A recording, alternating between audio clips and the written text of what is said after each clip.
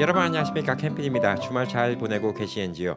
여러분이 요즘에 한국에 오시면요. 많은 말이 한국말인데도 이게 무슨 말인지 도대체 무슨 뜻으로 말하는 건지 이해가 안 가는 말들이 있습니다. 그만큼 신조어가 많이 생깁니다.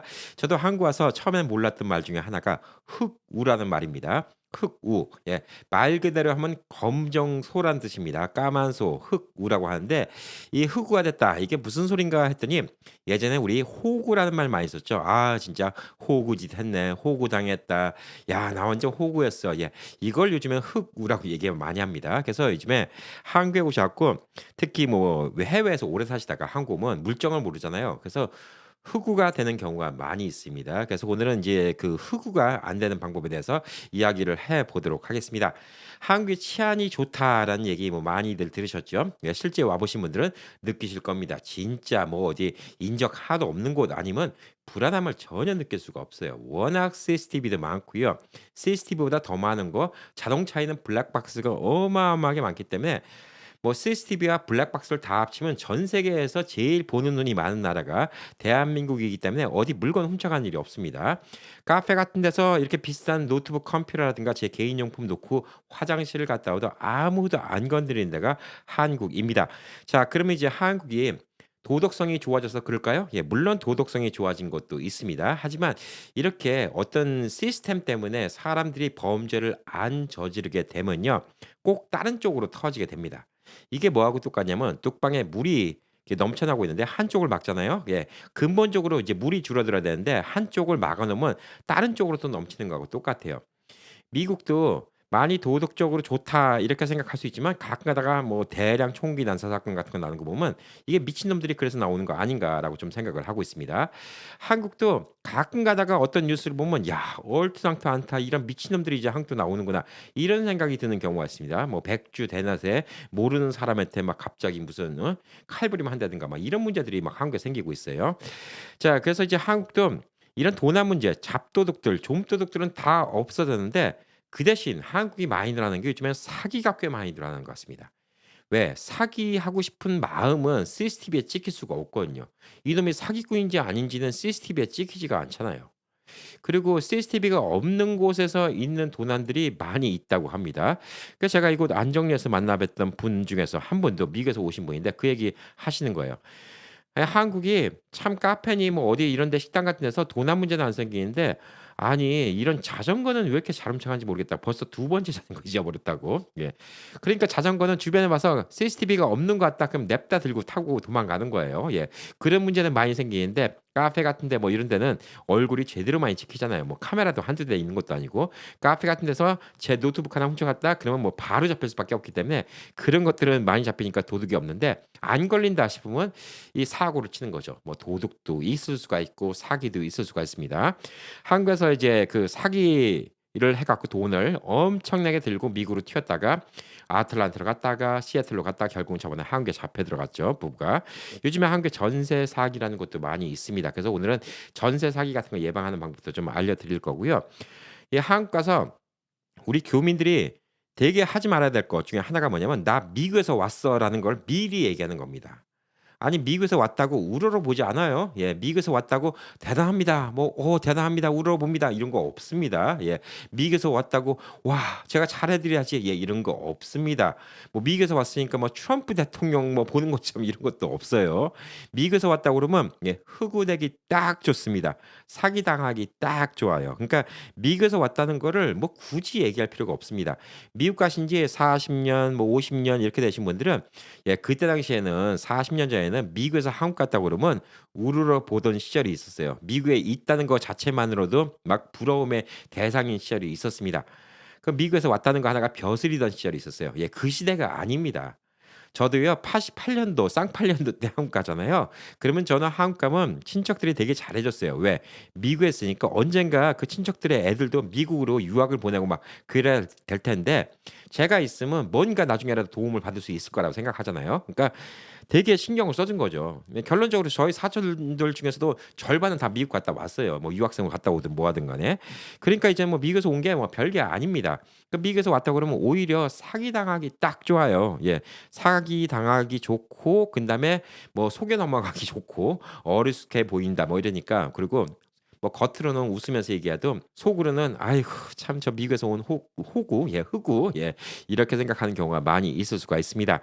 그전에 뭐 댓글을 보니까 어떤 분이 뭐 지금도 그 댓글은 좀 미스테리인데 뭐 한국에 택시를 탔는데 뭐 팁을 요구하더라. 근데 한국에서 팁 요구하는 경우 전혀 없거든요. 그래서 저도 이제 참 이상한 거죠. '팁을 왜 요구했을까?' 그냥 택시를 타자마자 "나 미국에서 왔는데." 뭐 이런 얘기를 계속하니까 나중에 택시 운전사가 그냥 "재수없다." 이런 식으로 해 갖고 뭐 "미국에서 오셨는데 팁이나 주시죠." 뭐 이런 식으로 얘기한 거 아닐까 뭐 이렇게 조심스럽게는 생각해 봅니다. 그러니까 한국에 오셔 갖고 택시를 타면서 팁을 요구하는 경우가 없죠. 어느 식당이든 간에 팁을 요구하는 경우가 없죠. 근데 팁 요구를 당했다 그러면 본인이 흑우가 된 거예요. 한국은 팁이 없는데 왜 팁 요구를 당합니까? 이건 본인이 흑우가 됐다. 뭐 팁 요구 당하는 곳은 아마 여자들 나오는 술집 말고는 없지 않을까 뭐 이런 생각을 하고 있습니다. 뭐 마사지도 전 동네에서 받으러 가거든요. 예 팁 요구 안 합니다. 근데 이곳 안정되는 팁 요구합니다. 왜? 미군도 상대로 하니까. 뭐 이태원도 그럴 수 있겠죠. 송탄도 그럴 수 있고. 특수한 곳 빼놓고는 뭐 팁 요구하는 곳이 없다. 이렇게 좀 볼 수가 있고요.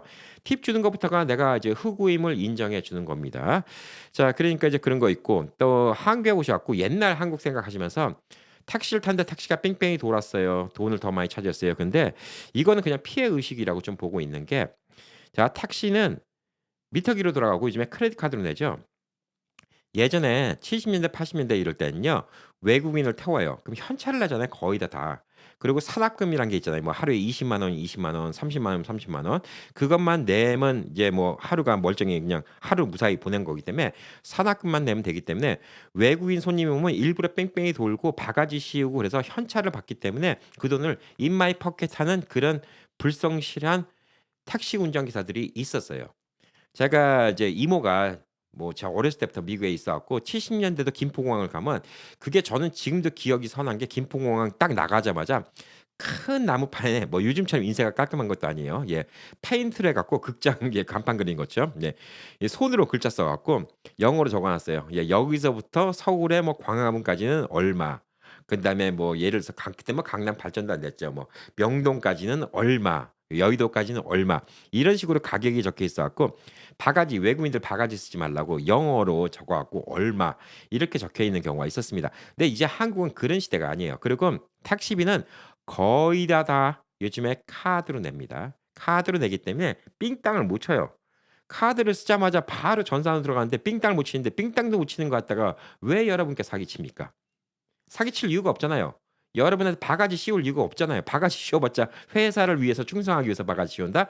그러니까 이제 한국에서 뭐 탔는데 뺑뺑이 돌아서 바가지 씌운 것 같아요. 예 이런 거는 그냥 피해 의식입니다. 그냥 뺑뺑이 돌린 거 아니에요. 그냥 그 길이 다른 데가 막히니까 일부러 돌아간 겁니다. 그래서 저도 이제 한국에서 이제 뭐 앱도 깔고 이렇게 하니까 앱을 깔면 이제 미리 얼마라고 나와요. 근데 그 가격이 딱 정해진 게 아닙니다. 그래서 이 보통 택시를 타면 여기서 이쪽까지 8,500 원입니다. 그러면 바로 타기 전에 미리 은행에 차지가 돼요. 8,500 원. 예 가승이라고 적혀 있습니다. 가짜로 타는 거죠. 8,500불 하 8,500 불이래요. 8,500원 미리 딱 결제를 하고 내리잖아요. 그다음에 8,500 원을 또 도로 환불을 시켜줍니다. 그리고 실제 나왔던 택시비를 갖다가 청구를 합니다. 차 막히는 시간에는 8,500 원이라는데 막상 내리면 10,000원 나오는 경우도 있고요. 어떤 경우는 8,500 원인데 6,000원 나오는 경우도 있습니다. 먼저 번에 안동 갔을 때 택시를 한번 탔는데 늘 가면 8,000 원씩 나오던 곳이었는데 어떤 택시 기사님이 좀 탄데 좀 운전 좀 터프하게 하셨어. 근데 아니 어떻게 골목골목 이상한 데로만 가더라고. 근데 이분은 내비게이션 안 켜요. 요즘에 택시 운전하시는 분들도 "어디 가요?" 그럼 내비게이션 켜신 분들이 많이 있는데 이분은 내비게이션도 안 켜. "어디 갑시다." 그러니까 "예 알겠습니다." 그러더니 막 이 골목 저 골목을 갔더니 되게 빨리 가더라고요. 되게 빨리 가더니 결국은 6천 원밖에 안 나왔어. 늘 한 8천 얼마 나오던 곳인데. 예 이런 경우도 있으니까 이런 것들은 또 우리가 사기를 안 당하는데 본인이 사기당했다고 그러면 하루 종일 기분 찜찜한 거죠. 야 근데 이런 것들은 이제 걱정 안 하셔도 돼요. 그러니까 우리가 이제 한국에서 걱정해도 돼야 될 거 안 해도 돼야 될 거 이런 거 좀 얘기해 드립니다. 백화점 이런 데 다 정찰제죠. 예 그러니까 뭐 괜찮습니다. 요즘엔 재래시 시장도 다 가격 붙여 놓고 팔아요. 그러니까 바가지 안 씌웁니다. 그 대신 거기서도 "저 미국에서 왔는데요." 예 이런 소리보다는요. 그냥 칭찬을 하세요. "아 이거 너무 탐스러워 보여서 이거 너무 맛있어 보인다. 아 이거 살까 말까. 아 이거 맛있어요. 진짜 맛있어요. 아유 사장님 인상 참 좋으니까 사장님 얼굴 보고 삽니다. 아유 요거 하나 좀 맛봐도 돼요?" 이런 식으로 하면 뭐 과일 하나라도 더 넣어 주고 땅콩 사잖아요. 한 줌이라도 더 집어 줍니다. 전 제가 맨날 땅콩 사는데 항상 한 두 줌씩 더 집어 줘요. 예. 그러니까 거기다 대고 제가 미국에서 왔는데요. 한국은 뭐 이런 가격이 이런가요? 재수없어 보여요. 여러분 그냥 더 줄 것도 안 줍니다. 예. 말 한마디로 오늘 천냥빚 갚는 방법, 말 한마디로 천냥빚 지는 방법 알려드리는 겁니다. 자 그리고 이제 진짜 큰돈 들어가는 거 이제 한국 와서 집을 사고 싶어 하시는 분들도 있고요. 그다음에 차를 사고 싶어 하시는 분들도 있고 그다음에 또 집을 렌트를 하더라도 월세가 뭐 저처럼 이제 뭐 100만 원씩 월세를 내는 사람도 있고요. 뭐 반월세라고 하죠. 뭐 한 예를 들어서 뭐 한 1억 내고 그 대신 뭐 한 달에 50만 원씩 낸다든가 뭐 이런 경우도 많이 있고요. 큰돈이 들어갑니다. 이럴 때 진짜 우리가 흑우가 되면 큰일이 납니다. 그래서 제가 이런 걸 좀 얘기를 해 드릴게요.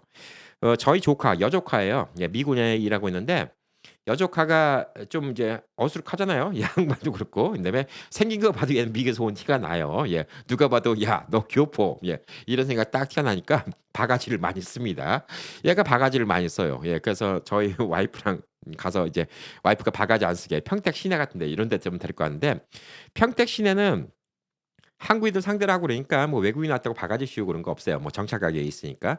근데 이곳 안장님만 하더라도 가격이 비싸요. 외국인 상대로 하니까. 뭐 비싸게 받는 것 갖고 저는 뭐라고 하고 싶지 않아요. 이것도 기회니까. 왜? 그분들은 그 대신 평택 시내에 계신 분들은 영어를 못 하지만 이분들은 영어 하셔 갖고 비즈니스 하시니까 저는 뭐 돈을 좀 더 많이 받는다. 그냥 영어도 할 수 있고 이런 편의성을 제공해 준다. 가까운 데서 제공해 준다. 그것까지는 이해를 해요. 그래서 뭐 평택 시내에서 손톱 파는 거 8만 원 하는 걸 여기서 16만 원 받는 것까지 이해합니다. 근데 16만 원이라고 저희 조카한테 얘기해 놓고 막상 카드를 딱 내미니까 160 불을 딱 결제를 해 버리더라는 겁니다. 그래서 조카도 이제 그거 하니까 "왜 160불 결제하냐."고. 그러면 요즘의 환율로는 거의 24만 원 결제한 거거든요. 그러니까 "1,000 원의 일불 아니에요." 뭐 이런 소리를 하고 사기를 치려고 듭니다. 요건 사기예요. 그러니까 저는 16만 원 받은 건 사기가 아니라고 쳐요. 그냥 좀 비싸긴 받았어. 왜 평택 시내에는 나중에 저희 집사람 데리고 가니까 8만 원이면 된대. 근데 그거 16만 원 받은 건 비싸게 받았어. 근데 그것까지 난 욕하고 싶지 않아. 왜? 미군 부대 바로 앞에 있어서 편한 거고 그다음에 또 영어를 해 주고 그러니까 16만 원 받은 거 저 자유 경쟁 시대에서 16만 원 받은 건 괜찮아. 근데 16만 원을 얘기하고 160불 차지하는 건 요거는 사기지. 그러니까 요거는 사기꾼이에요. 흑우야 흑우 요걸 당하면. 자 이게 사기예요. 자 집값이라는 건 이제 한국에서 어떻게 될까요? 예 부동산 앞에 가면 이제 집값이 적혀 있죠. 뭐 무슨 무슨 아파트 몇 평 뭐 몇 억 몇 천 뭐 이런 식으로 나옵니다. 자 한국도 이 부동산의 리스팅을 줘요. 근데 미국은 이제 멀티 리스팅 주는 경우가 드문데 이제 한국은 멀티 리스팅을 많이 줍니다.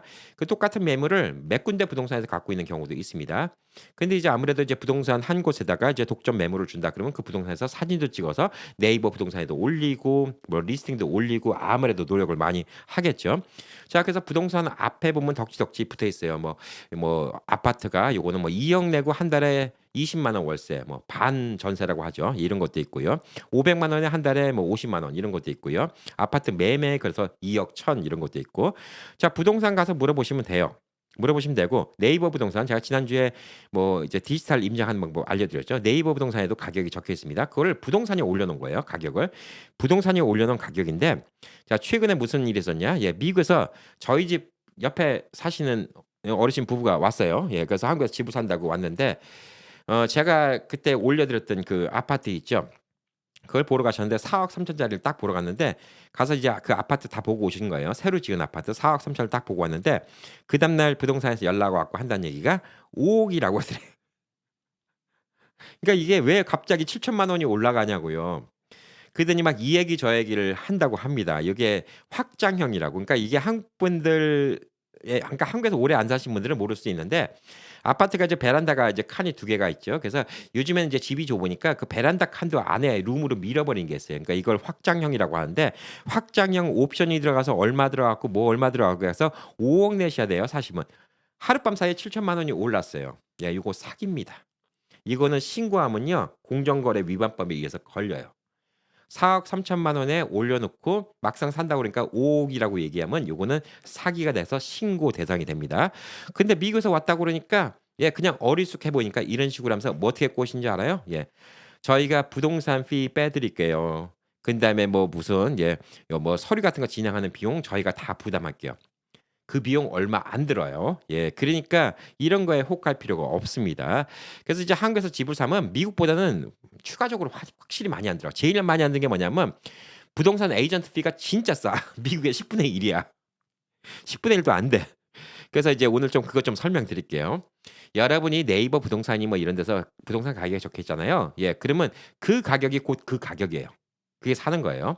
분양이라는 게 있어요. 아직 짓지 않은 건물. 짓지 않은 건물을 갖다가 미리 분양을 하면서 이 아파트를 갖다가 미리 선주문할 때는 가격이 달라질 수 있어요. 그거는 가격이 뭐 4억 부터 이렇게 가격이 나올 수 있어요. 왜 4억 부터 분양한다고 낮게 얘기를 해야 되니까요. 3억 대 아파트 이렇게 해 놓고 막상 가면 이 아파트에 뭐 옆에 뭐 빌트인 캐비넷 끼는 게 얼마 뭐 그다음에 안에 이제 매립형으로 하는 게 얼마 시스템 에어컨이라는 게 있어요. 또 에어컨 하나당 얼마. 그래서 CA라는 말을 많이 줄입니다. CA가 뭘까? 그런데 시스템 에어컨의 줄말입니다. CA 5대 그러면 뭐 방에도 방마다 에어컨 게다가 이제 방 4 개짜리 방마다 에어컨, 거실에도 에어컨. 그럼 5 대가 되겠죠. 그럼 이것도 다 돈이에요. 시스템 에어컨 하나 추가로 하는데 100만 원씩인데. 그러니까 뭐 기본 뭐 유닛에다가 100만 원, 120만 원짜리 더 다니까 5 대면 6,700만 원 더 들어가는 거예요. 그러니까 당연히 이런 건 옵션으로 들어가겠죠. 그리고 아까 말한 것처럼 확장형이냐 뭐 매립형이냐 이런 것 따라서 또 가격이 달라집니다. 그래서 분양하고 있는 아파트, 지금 짓지 않은 아파트 혹은 지금 짓고 있는 아파트는 얼마입니다부터 얼마부터 광고가 나와서 실질적으로 그 아파트를 갖다가 나중에 살 때는 하는 옵션에 따라서 가격이 달라질 수가 있습니다. 미국하고 똑같죠. 그렇지만 제가 이제 어저께 말씀드린 것처럼 그 미국에서 우리 이웃집에 사시는 분이 오셔 갖고 실제 몇 동 몇 호 다 정해져 있어요. 그러니까 몇 동 몇 호 매물 사진까지 다 올라가 있어요. 그 사진 다 올려 놓고 4억 3천이라고 올려 놓고 갑자기 그 다음날 7천만 원 더 부른다? 예, 저 같았으면 신고했어요. 이런 악의 무리들은 신고를 해야 돼. 예, 불공정위원회에다 신고를 해야 돼요. 이렇게 경고 먹게 해야 돼. 이 말이 안 되는 거지. 이게 완전 호구로 보는 거지. '와 이렇게까지 눈탱이를 치나?' 이런 생각이 들어서 제가 오늘 이 얘기를 갖다가 미국에서 오신 분들 혹은 또 다른 나라에서 오신 분들 꼭 해 드려야 되겠다는 생각이 들어서 한국이 사기가 난무합니다. 예, 그래서 그런 거 알아두셔야 돼요. 그리고 뭐 취득세니 뭐 이런 거 같은 건 나라에 내는 거니까 이건 사기를 못 치겠지. 근데 확실히 싸 미국이 취득세가. 기본 세율이 한 1%부터 3%예요. 집값의 1%부터 3%인데 6억 이하짜리 집은 1%, 6억부터 9억짜리는 2%, 9억 초과하는 건 3%입니다. 그러니까 제가 뭐 한국에서 뭐 10억짜리 같은 거 사는 사람이 제일 호구라고 죠 흑우라고 된다고. 나중에 집값 떨어진다고. 그래서 저는 이제 뭐 한국에서 기껏 해봤자 한 3억, 예, 새로 짓는 거 한 4억대 이 정도 아파트 사는 게 제일 좋다라고 얘기해 드리는 게 그중에 또 아파트 취득세가 되게 싸요. 1%밖에 안 돼. 그러니까 이게 돈이 얼마 안 돼요. 예. 그리고 나중에 뭐 이제 서류 같은 거 할 때 인지세 이런 거 같으면 매수자고 매도자고 절반씩 부담하는데 뭐 15만 원 이 정도밖에 안 돼요. 10억까지 집은 15만 원밖에 안 되고 10억 넘어가면 35만 원. 이거 진짜 돈도 아니죠. 예, 100불도 안 됩니다. 이 중개 보수율이라고 하죠. 예, 미국으로 따지면 에이전트 피입니다. 이게 진짜 싸요. 미국은 공식적으로 얼마죠? 6%입니다. 예. 셀러 에이전트 3%, 바이어 에이전트 3%. 그래서 셀러 바이어를 한 에이전트가 같이 한다. 그러면 이제 6%까지 먹을 수가 있는데 실질적으로 이제 그렇게까지 안 하죠. 예, 한 4% 정도 선 예. 4-5% 정도에서 받는 경우가 많고 또 LA 같이 경쟁이 더 심한 데는 그보다 더 낮게 받는 경우도 많이 있습니다. 어쨌든 간에 금액이 그런데 한국은 얼마게요?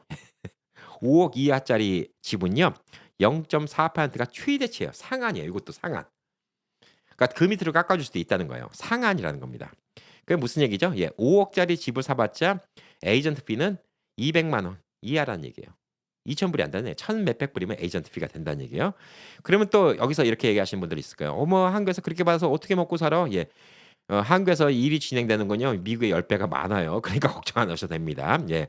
여러분보다 돈 많이 버시는 부동산도 많이 있으니까 0.4% 받았고 '아유 불쌍해. 그거 받아서 어떻게 먹고 살아.' 이런 걱정은 안 해 주셔도 됩니다.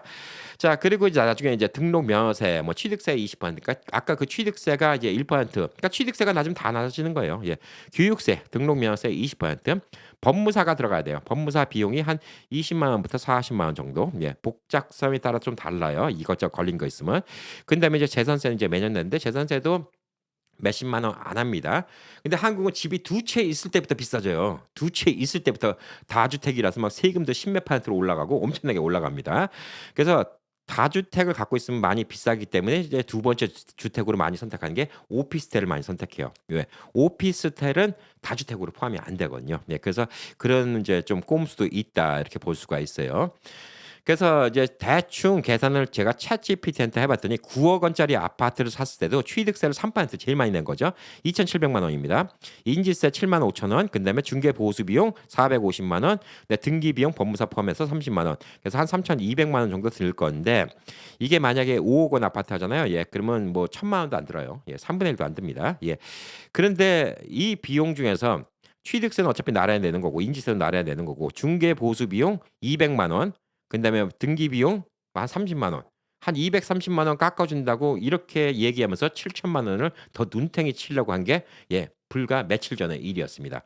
야, 이걸 보면서 이런 진짜 야, 별의별 인간들 다 있구나. 절대 여러분 뭐 하나 해 준다고 그러면서 요거 속아 넘어가면 안 됩니다. 이게 한두 푼 문제가 아니에요. 그러니까 여러분이 룰을 좀 아셔야 된다. 이렇게 좀 보시면 됩니다. 우선 대충적으로 이렇게 하시면 되고요. 그다음에 이제 이게 아니라 하더라도 이제 전세를 드는 경우도 있고 그다음에 반전세라는 게 있습니다. 전세는 이제 한국만이 있는 특이한 제도죠. 이 전세가 왜 문제가 되냐?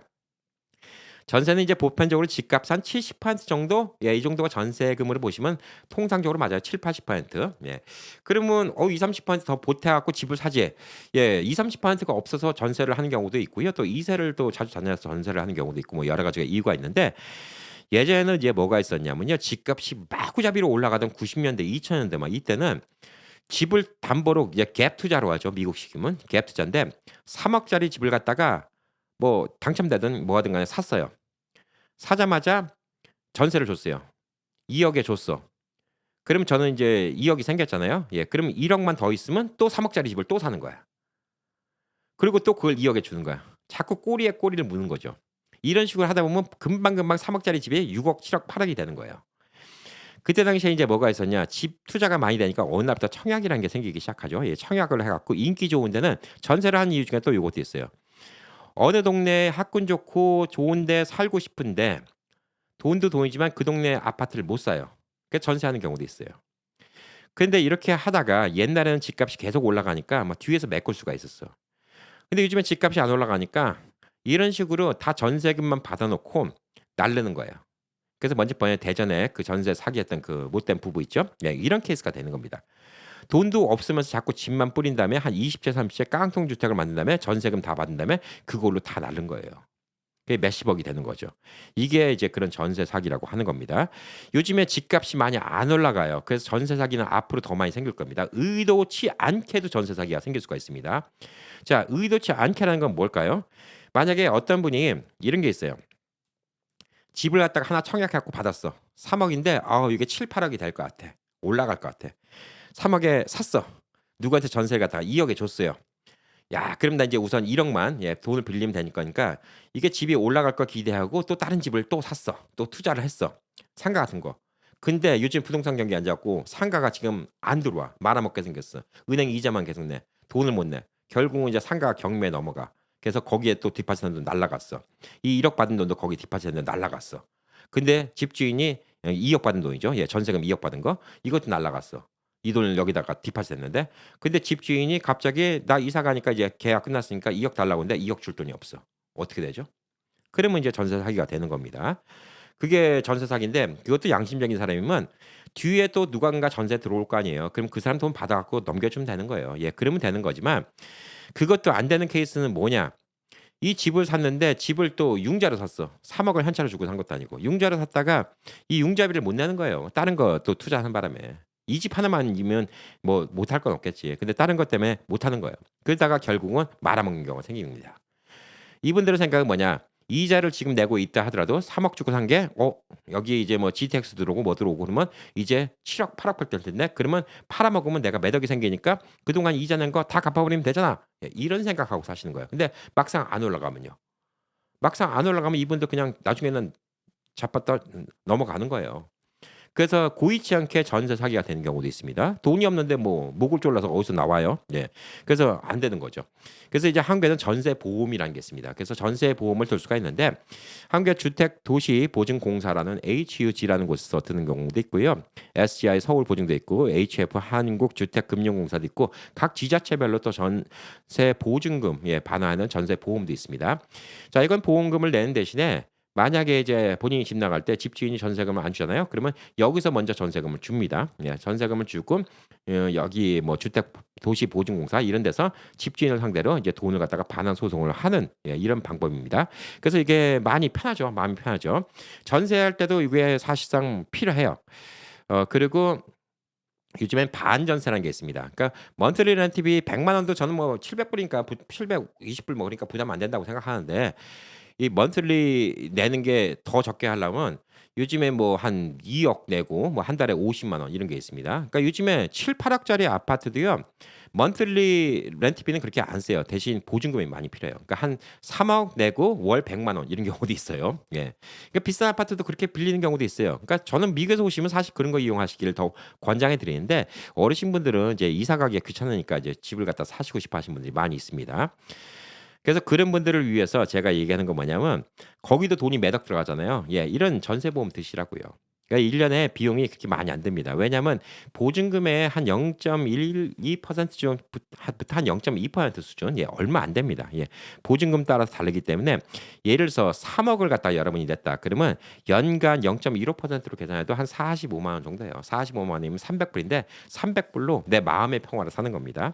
1 년에 300 불이에요. 그러니까 뭐 2년 동안 전세 있는 동안 600불 내고 만약에 전세금 안 돌려받는다 3억 원 못 받아 갖고 낑낑대고 소송해 봤자 돈 없으면 못 나와요. 돈이 없는데 어디서 나올 거예요.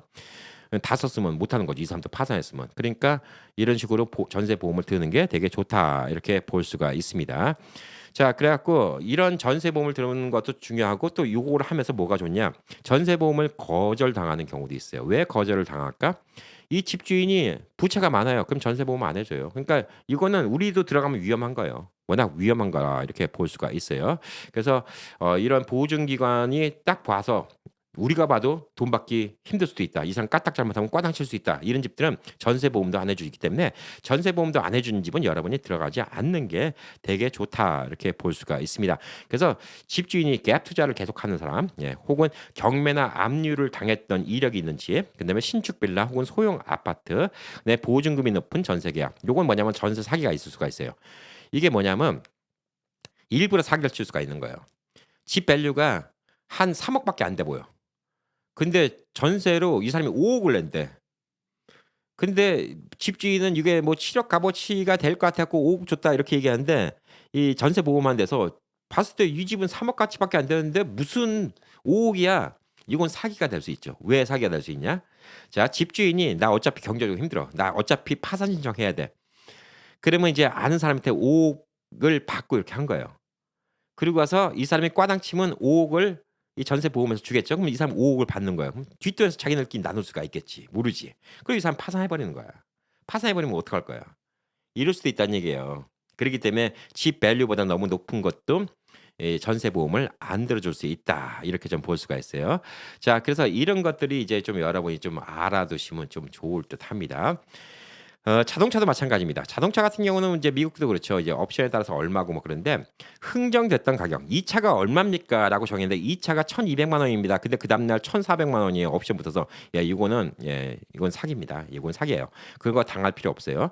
자동차는 당연히 자동차는 옵션이 워낙 많으니까 기본 가격이 얼마라고 뭐 웹사이트 가면 얼마라고 적혀 있잖아요. 집 분양하고 똑같아요.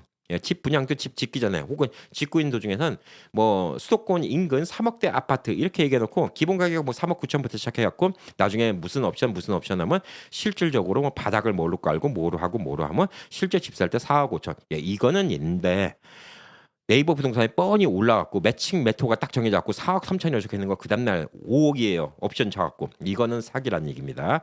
자, 이런 것들을 이제 믿지 마시라는 거예요. 자동차도 이제 딜을 해야 되겠죠. 자동차 딜을 하고 자동차는 이제 한국에서 여러분이 사면 취득세 자동차 가격의 7% 정도 되고요. 그다음에 경차, 조그만 차는 4% 혜택이 많습니다. 주차비도 절반이에요. 고속도로 톨비도 절반으로 알고 있습니다. 그리고 요즘 이제 하이브리드 차, 전기차 이런 같은 경우는 요즘에 뭐 세금 혜택 주는 게 한국도 많이 있다고 합니다. 자, 그리고 이제 공채 매입비 이런 거 같은 건 지방마다 조금씩 다 다르고 그다음에 번호판 비용 같은 건 싸요. 몇만 원 안 해요. 그다음에 자동차세를 갖다가 매년 내야 되는데 한국의 자동차세는 자동차 엔진 사이즈에 기준해 갖고 냅니다. 2000cc 정도 자동차면 한국에서 중형급 좀 들어가는데 연간 한 52만 원 정도. 그러니까 한 400불 정도니까 자동차세는 뭐 미국이랑 비교하면 이것도 뭐 미국도 지역별로 워낙 천차만별 차이가 있기 때문에 뭐 나쁘지는 않은 것 같아요. 근데 자동차 보험료가 이제 한국이 미국보다 훨씬 싸죠. 일반적으로 이제 한 60만 원서부터 150만 원 정도가 한국의 통상적인 보험료라고 합니다. 1년에 1,000불이 안 넘어가요. 그러니까 자동차 보험료는 뭐 미국에 비하면 무지막지하게 싸다. 이렇게 좀 볼 수가 있겠죠. 자, 그래서 뭐 예를 들어서 한 3천만 원짜리 신차를 샀다. 그러면 이제 한 430만 원 정도가 추가로 더 생각을 하시면 된다. 이 정도 보시면 됩니다. 자, 그래서 이제 한국에서는 자동차 사는 게 있고요. 렌탈이라는 게 있습니다. 리스라는 게 있어요. 그러니까 리스는 미국의 리스하고 똑같아요. 자동차를 리스라는 건데 이거는 사업체가 있는 분이 이제 세금 공제 같은 거 받기 위해서 리스라는 경우가 많이 있고요. 렌탈이라는 게 요즘에 많이 이제 한국에 유행을 하고 있는데 렌탈이라는 건 뭐냐면 장기 렌탈이에요. 이게 조금 렌탈하는 게 아니라 차를 갖다 새 차를 렌탈하는 경우도 있습니다. 중고차를 렌탈하는 경우도 있는데 그냥 새 차를 뽑아줘요. 뽑아주고 3년이면 3년 동안 계약하고 렌탈을 하는 겁니다. 2년이요. 보편적으로 이제 3년까지 하는 경우도 별로 없는 것 같아요. 뭐 한 2년 이렇게 하는 것 같아요. 그래서 이제 그 차를 갖다 렌탈을 해갖고 이게 렌탈이기 때문에 뭐 처음에 목돈이 안 들잖아요. 한 달에 몇십만 원씩 내면 됩니다. 그리고 렌탈이니까 취득세니 뭐니 그걸 제가 내는 게 아니에요. 그러니까 렌탈하니까 보험까지 다 커버가 돼 있어. 다 들어가 있지. 그다음에 자동차 메인테넌스 고쳐주는 것도 하지. 왜냐? 자동차를 잘 고쳐야지 몇 년 뒤에 그 차를 돌려받으면 그 사람들이 중고차 팔 때 상태가 좋아야지 중고차를 잘 받을 거 아니에요. 그렇기 때문에 렌탈해 주는데 이 렌탈 때문에 요즘에 젊은이들이 그냥 대책 없이 차를 사는 경우가 많이 있어요. 왜냐하면 젊은이들이 조금 욕심 내는 거예요. BMW 뭐 싼 것도 요즘에 한 120만 원이면 렌탈 가능하던데. 가능해요. 120만 원에 렌탈을 하는 거야. 그리고 BMW로 타는 거야. 본인은 이제 알바하고 200만 원 벌면서 200만 원 버는 거에서 120만 원 갖다가 차 사고 뭐 이런 애들이 많아요. 그래서 요즘에 차가 많아진 것도 한몫합니다. 이 렌탈이라는 게 작년까지만 해도 이제 한국에 건강보험료라는 게 있죠. 건강보험료에 뭐가 있냐면요. 건강보험료 매달 월 내는 돈의 산출의 기준은 재산이 있어요. 그러니까 여러분의 월급도 따지만 여러분이 일해서 월급 받으면 건강보험료를 더 내야 되고요. 재산이 많으면 또 내야 되는데 그 재산은 여러분 집을 사잖아요. 그럼 그거 많이 내요. 집이 있기 때문에.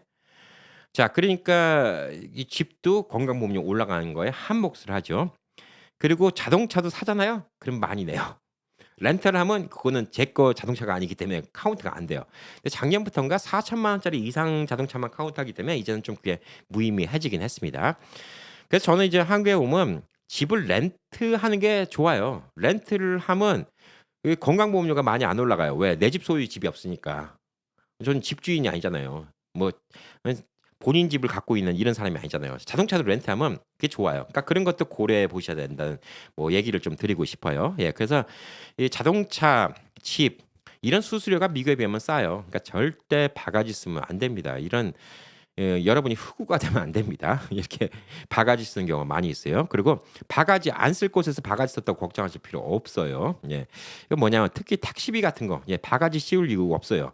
여러분이 타자마자 여러분이 현찰로 낼 건지 카드로 낼 건지도 모르는데 택시 운전기사가 왜 여러분 데리고 삥삥거리고 돕니까? 돌아봤자 결국은 그 돈 바로 그냥 택시 회사로 돈 바로 입금되는데 뭐 한다고 그 짓 합니까? 본인 고생하고 전혀 그럴 이유가 없겠죠. 그러니까 사기를 안 당하는 부분이 생겼어요. 그러니까 한국이 확실히 몇십 년 전하고 지금하고 많이 다른 게 뭐냐면 그전에는 제가 이제 왔던 때만 하더라도 좀 비교를 해볼게요. 40년 전만 하더라도 시장 가면 무조건 흥정을 해야 돼요. 제 돈 주고 사는 게 다 부른 대로 주는 게 다 바보였어요. 요즘에는 시장도 다 가격 붙여놓고 팝니다. 웬만한 곳은.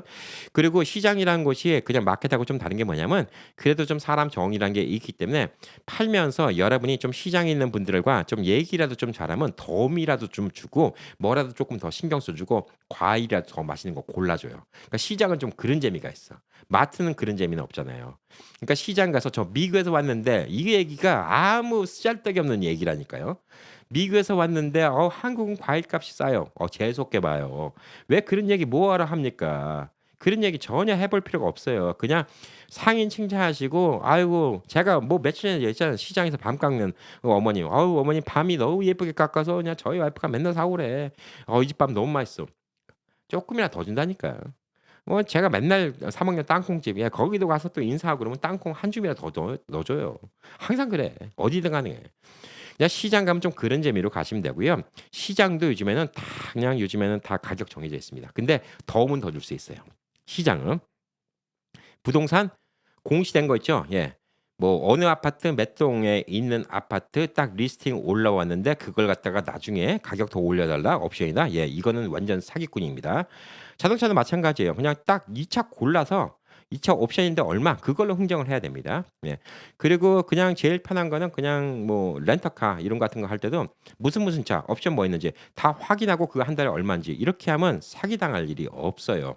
그러니까 뭐 시장 같은 데서 이런 거 사기는 걱정 안 하셔도 되는데 택시 같은 거 사기는 걱정 안 하셔도 되는데 오히려 이렇게 큰돈 전세 사기 돈 떼먹고 예 이런 거 사기가 많이 있습니다. 그리고 또 한국 가면 이제 요즘은 많이 없어졌지만 길에서 도를 아십니까? 뭐 그러면서 제사 지내라고 이런 사기꾼들도 많이 있고 별의별 사기꾼들은 아직도 한국에 많이 있어요. 예 그러니까 여러분들 이제 한국에 오시면 예 이런 사기꾼들 조심하셔 갖고 흑우 안 되시기 바라겠습니다. 자 주말 때 행복하게 보내시고요. 또 메모리얼 데이 위켄드니까 또 여행 가신 분들 또 즐겁게 보내시기 바라겠습니다. 파이팅!